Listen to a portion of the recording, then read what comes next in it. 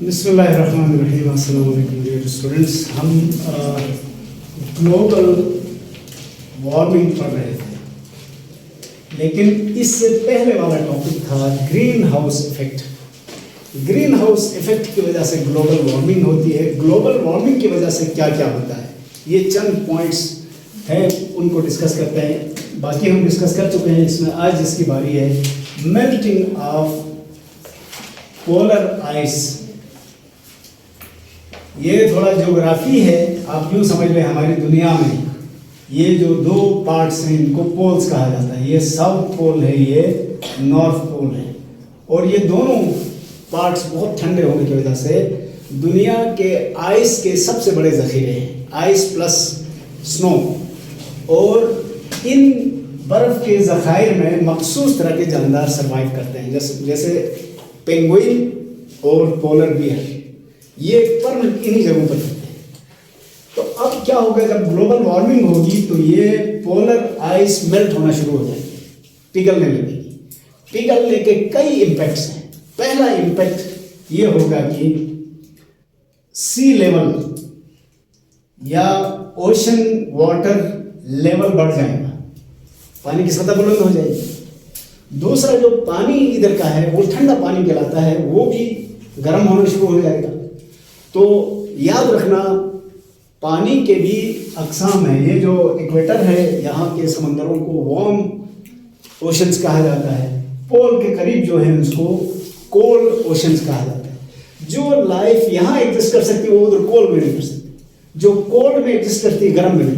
अब कोल्ड वालों का टेम्परेचर जब गर्म हो जाएगा तो वहाँ लाइफ के लिए थ्रेट हो जाएगा।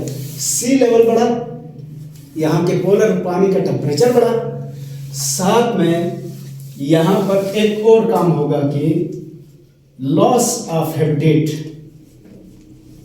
खास तौर पर मैंने जिक्र किया पोलर बियर और पेंगुइन्स वगैरह, वो बर्फ में ही रहने के आदी हैं।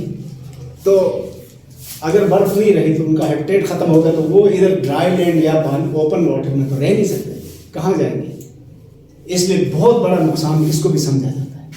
और जब पानी का लेवल बढ़ेगा तो कई जजीरे डूब जाएंगे, मज़ीद खराबी आ जाएगी। एक और बड़ा फ़र्क होगा, वो फ़र्क क्या है, समंदर का पानी नमकीन होता है, निस्बतन 3% मिनरल्स होते हैं, जबकि आइस में तो मिनरल ना होने के बराबर है।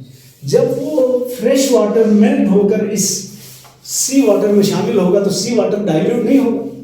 डाइल्यूट होगा तो एक और ग्रुप के लिए थ्रेट पैदा होगा।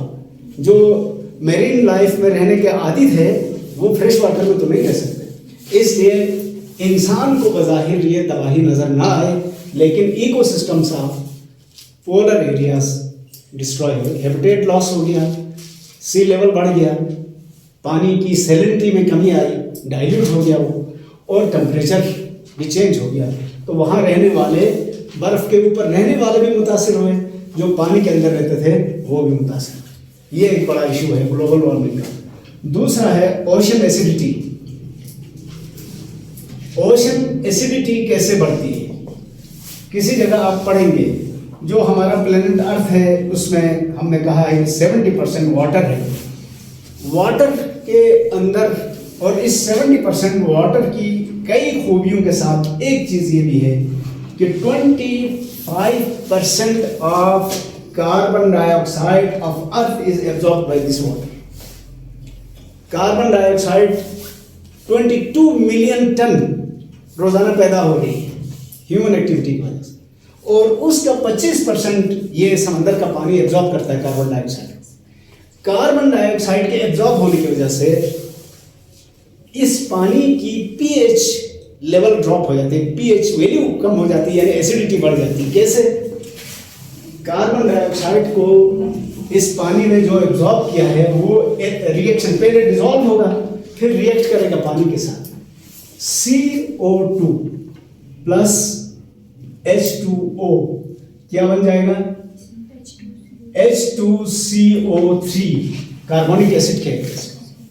ये इंतहाई अनस्टेबल होने की वजह से बनते ही टूटेगा तो क्या बनेगा? H2CO3 is equal to H plus HCO3 minus. अब ये जो H प्रोड्यूस हुआ ज़्यादा, ये क्या करेगा, समंदर की एसिडिटी को बढ़ाएगा। जब समंदर की एसिडिटी बढ़ जाएगी, एसिडिफिकेशन कहते हैं इसको, एसिडिटी या एसिडिफिकेशन जब हो जाएगी तो वहाँ सबसे पहले कौन मुतासिर होगा, एल्गी, यूनिसेलुलर एल्गी जो कि प्रोड्यूसर्स हैं, वो इस तेजाबियत को, इस पीएच को बर्दाश्त नहीं कर सकेंगे। जब एल्गी मर जाएंगे तो क्या प्राइमरी कंज्यूमर, सेकेंडरी कंज्यूमर बचेंगे? तो इकोसिस्टम खतरे में पड़ गया। ये भी ग्लोबल वार्मिंग की वजह से हुआ है। यानी दोबारा लिंक करें आप, ग्लोबल वार्मिंग के लिए ग्रीन हाउसेस थी ना, ग्रीन हाउसेस में सबसे पहले कार्बन डाइऑक्साइड का जिक्र नहीं किया था। तो कार्बन डाइऑक्साइड न सिर्फ उधर ग्लोबल वार्मिंग करवा रही है, बल्कि इधर ओशन की एसिडिटी या एसिडिफिकेशन का भी सबब बन रही है, जिसकी वजह से हर तरह का माहौल मुतासिर हो रहा है। इसके बाद है बायोडाइवर्सिटी लॉस।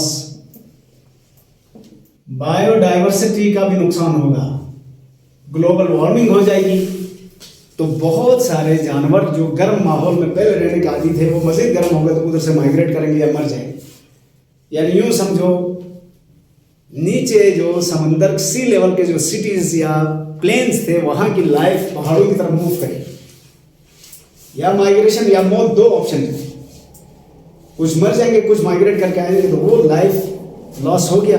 और ज़रूरी नहीं है कि इधर पहाड़ों पर आने के बाद ये यहाँ भी सर्वाइव कर सकें। यहाँ तो सर्दियों का मौसम और गर्मियों का, और गर्मियों में आए थे इधर एंजॉय कर रहे थे, सर्दियाँ आएंगी फिर वापस उधर जाने की कोशिश करेंगे तो कुछ अर्सा तो ये आना जाना लगा रहेगा, उसके बाद तबाही। इसी तरह समंदर में मैंने अभी आपको कहा ग्लोबल वार्मिंग से एसिडिफिकेशन हुई है तो पहले एल्गी डिस्ट्रॉय होंगे, फिर प्राइमरी कंज्यूमर, फिर सेकेंडरी, तो पूरा इकोसिस्टम तबाह बर्बाद। इसी तरह कोरल रीफ जिनको अभी पढ़ने वाले हैं वो भी तबाह हो जाएंगे इससे। इसके अलावा है इम्पैक्ट ऑन एग्रीकल्चर। ये देखें, लाइफ को दो हिस्सों में तकसीम किया जा सकता है। एक ह्यूमन से रिलेटेड लाइफ है, पेट एनिमल्स, डोमेस्टिकेटेड एनिमल्स, ये वो है जो इंसान पालता है, इनको तो मैनेज कराएगा। इसी तरह जो पौधे इंसान उगाता है वो एग्रीकल्चरल लैंड कहलाती है, जबकि पौधे और जानवर जो खुद नेचर में सरवाइव करते हैं उनको वाइल्ड लाइफ कहा जाता है। वाइल्ड लाइफ या डोमेस्टिक लाइफ, दो तरह की। अब इधर एक पहलू को डिस्कस किया गया है कि एग्रीकल्चर, अब एग्रीकल्चर कहते हैं तो आपके जहन में आना चाहिए कि जो पौधे हम अपनी ज़रूरत के तहत काश्त करते हैं। तो ग्लोबल वार्मिंग से इसमें भी फर्क आएगा। कैसे? हर पौधे का भी अपना हैबिटेट है, अपना सेट ऑफ क्लाइमेटिक कंडीशन में सर्वाइव कर सकता है। तो मैं एक मिसाल के तौर पर कह रहा हूँ, गिलगित बल्तिस्तान के फसलें कौन सी हैं? गंदम, आलू, मकई वगैरह, सिंपल चंद हैं। और जब एक हद से ज़्यादा गर्मी होगी तो ये फसलें फिर मुतासिर हो सकती है, कोई और फसल यहाँ को उगाने की ज़रूरत पड़ेगी। या दरख्त हैं हमारे, फलदार दरख्त, खुबानी, सेब वगैरह वगैरह। इस वक्त आप देख रहे हैं मुख्तलिफ तरह के और पौधे ला के इधर उगाए गए हैं, फल। फिलहाल तो हम खुश हैं, कुछ अरसे के बाद हम सेब, खुबानी वगैरह से महरूम हो जाएंगे, क्योंकि क्लाइमेटिक चेंज डायरेक्टली और इनडायरेक्टली इफेक्ट्स द एग्रीकल्चर। तो इसकी वजह से फिर जब एग्रीकल्चर खराब हो जाएगा तो हमें तो मुसीबत उठानी है। तो एसिडिफिकेशन सिर्फ समंदर में नहीं होती, लैंड पर भी, उसकी वजह से फसलें खराब हो जाएंगी। और ये सब हमारी अपनी हरकतों की वजह से। उसके बाद है इकोनॉमिक लॉस। इकोनॉमी किसे कहते हैं? हाँ जी, याद रखना एक छोटा जुमला, इकोनॉमिक्स की जो भी डेफिनेशन हो, मैं इकोनॉमिक्स को कहता हूँ जेब। जेब क्यों बना है? पैसे रखने के लिए। और देखिए जेब बनाने वाले ने इसकी जगह कहाँ मुकर्रर की है? ऐन दिल के ऊपर। पैसे से प्यार है ना। जेब में पैसे के आने और जाने के हिसाब किताब को इकोनॉमिक्स कहते हैं। और पैसे के बारे में हमारी राय, आते हुए को वेलकम करते हैं, जाते हुए को पकड़ते हैं। कभी आपको जेब खर्च ज़्यादा मिलने पर एहतजाज किया? नहीं, मुझे ये ज़्यादा है, मुझे नहीं चाहिए, क्यों दे रहा? लड़ने का मूड तो कभी नहीं बनाएंगे। हंसते हुए कहेंगे वो भी ऊपर से कि आज ज़्यादा क्यों दे रहे हो यार, क्या मेहरबानी है।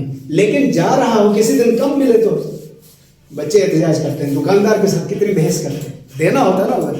तो पैसे का मामला ये है, जब एग्रीकल्चर भी ख़राब हो जाएगी, बायोडाइवर्सिटी भी ख़राब हो जाएगी ग्लोबल वार्मिंग से, तो इकोनॉमी तो ख़राब होगी ही ना।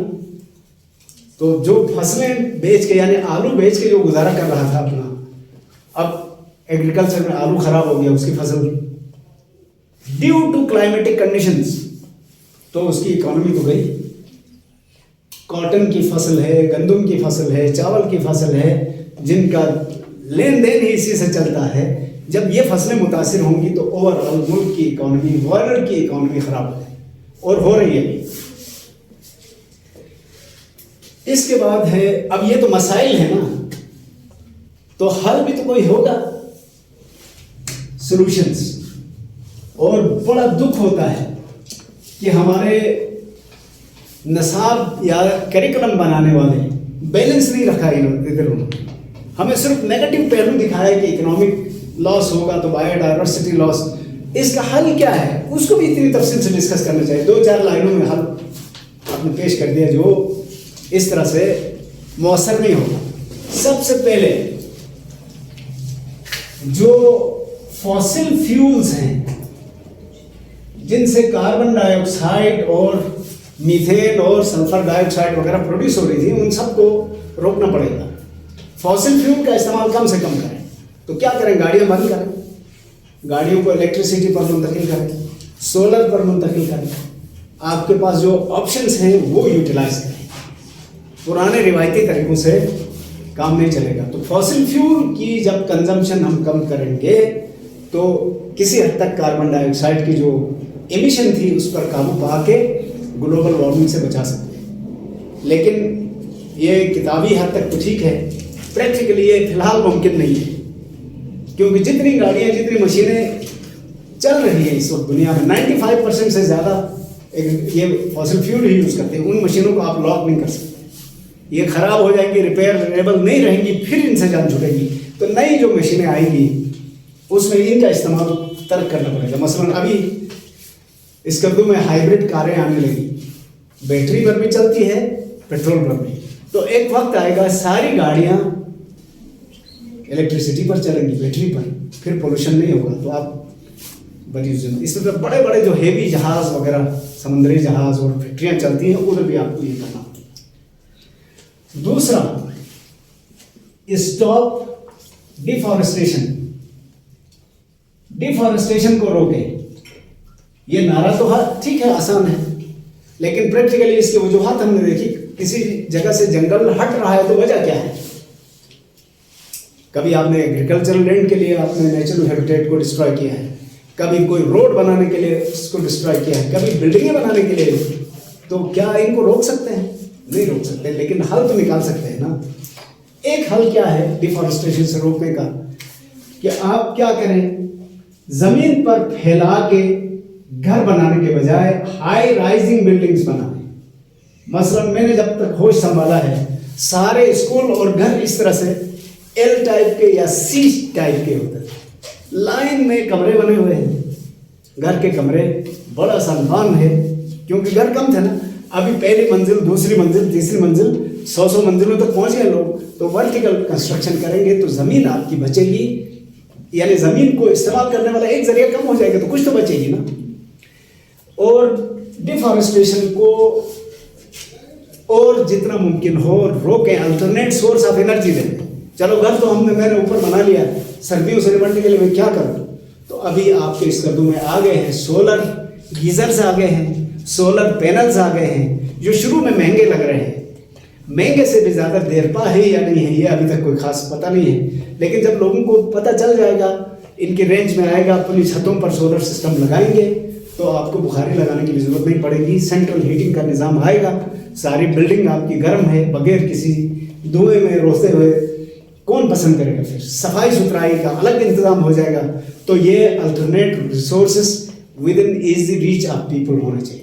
बिजली को की प्रोडक्शन को बढ़ाएं, और ये non conventional sources of energy हैं, उनकी तरफ हम जाएंगे तो डिफॉरेस्टेशन रुक जाएगी, वरना सिर्फ तबलीग करने से नहीं रुकेगी। इसी तरह से आप क्या करें, इकोसिस्टम की अवेयरनेस पहुंचा दें लोगों तक। पहुंचा देंगे तो लोग खुद भी मुतमईन हो जाएंगे। और जब तक हम ये सारे काम नहीं करते, इकोसिस्टम के साथ जुल्म होता रहेगा।